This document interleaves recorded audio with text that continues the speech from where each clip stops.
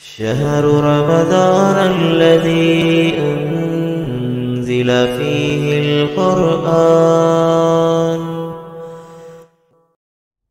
الحمدللہ والصلاة والسلام علی رسول اللہ اما بعد۔ نیکیوں کے موسم بہار ماہ رمضان میں آپ سب کا استقبال ہے۔ محترم ناظرین، تواضع انکساری اہل ایمان کی ایک عظیم صفت ہوتی ہے۔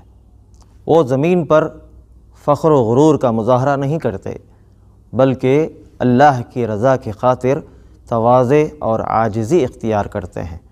پیارے نبی صلی اللہ علیہ وسلم نے فرمایا، وَمَا تَوَاضَعَ أَحَدٌ لِلَّهِ إِلَّا رَفَعَهُ اللَّهُ۔ جو شخص بھی اللہ کی رضا کی خاطر عاجزی اختیار کرتا ہے تو اللہ اسے عزت اور بلندی عطا فرماتے ہیں۔ محترم دوستو، تواضع عاجزی کا جو اعلیٰ نمونہ ہے وہ پیارے نبی صلی اللہ علیہ وسلم نے عملی طور پر ہمارے سامنے رکھا ہے۔ ہم سب کو چاہیے کہ آپ صلی اللہ علیہ وسلم کی اتباع کریں۔ آپ صلی اللہ علیہ وسلم غریب صحابہ کی دعوت قبول فرماتے تھے۔ آپ صلی اللہ علیہ وسلم چٹائی پر سوتے اور چٹائی پر نماز پڑھتے تھے، جس کی وجہ سے آپ کے جسم مبارک پر چٹائی کے نشان بیٹھ جاتے تھے۔ اور آپ صلی اللہ علیہ وسلم گھریلو کاموں میں اپنے گھر والوں کا ہاتھ بٹاتے تھے، جبکہ آج ہم گھریلو کاموں میں اپنے گھر والوں کے ہاتھ بٹانے کو اپنی توہین اور اپنی بے عزتی سمجھتے ہیں۔ اور پیارے نبی صلی اللہ علیہ وسلم پھٹے ہوئے کپڑے آپ خود سی لیا کرتے تھے۔ بیمار لوگوں کی عیادت کرنے کے لیے آپ صلی اللہ علیہ وسلم ان کے گھر تشریف لے جاتے تھے۔ جنازوں اور تدفین اموات میں آپ صلی اللہ علیہ وسلم شرکت فرماتے تھے، اور آپ ایک غلام کی طرح نیچے بیٹھ کر آپ صلی اللہ علیہ وسلم کھانا کھاتے تھے۔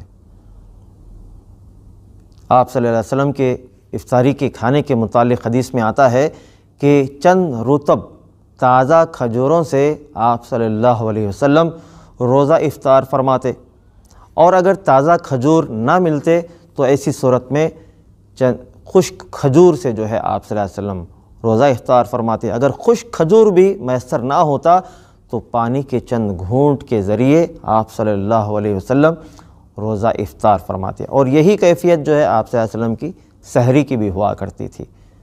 جبکہ آج ہماری جو سحری اور افطاری کا عالم ہے وہ کسی سے مخفی نہیں ہے۔ جب ہمارے دسترخوان پر کسی چیز کی کمی ہو جاتی ہے، یا پھر کوئی کھانا ہمیں ناپسند ہوتا ہے، یا تو اس دن کا ہم روزہ ہی چھوڑ دیتے ہیں، یا پھر گھر کو آسمان پر اٹھا لیتے ہیں۔ اللہ کے نبی صلی اللہ علیہ وسلم کے تعلق سے حدیث میں آتا ہے، ما عاب النبی صلی اللہ علیہ وسلم طعاما قط ان اشتہاہ اکلہ وان کرہہ ترکہ، کہ آپ صلی اللہ علیہ وسلم کبھی کسی کھانے میں عیب نہیں نکالتے تھے۔ اگر آپ کو وہ کھانا پسند ہوتا تو آپ کھا لیتے، اور اگر آپ صلی اللہ علیہ وسلم کو وہ کھانا ناپسند ہوتا تو آپ اس کھانے کو چھوڑ دیتے۔ تو لہٰذا میرے بھائیوں، ہمیں چاہیے کہ ہم تواضع اور انکساری اختیار کریں، اور فخر سے، غرور سے اپنے آپ کو دور رکھیں۔ اللہ تعالی ہم سب کو ان باتوں پر عمل کی توفیق عطا فرمائے۔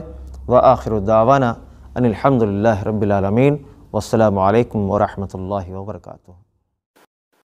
رمضان کا مہینہ مبارک ہو،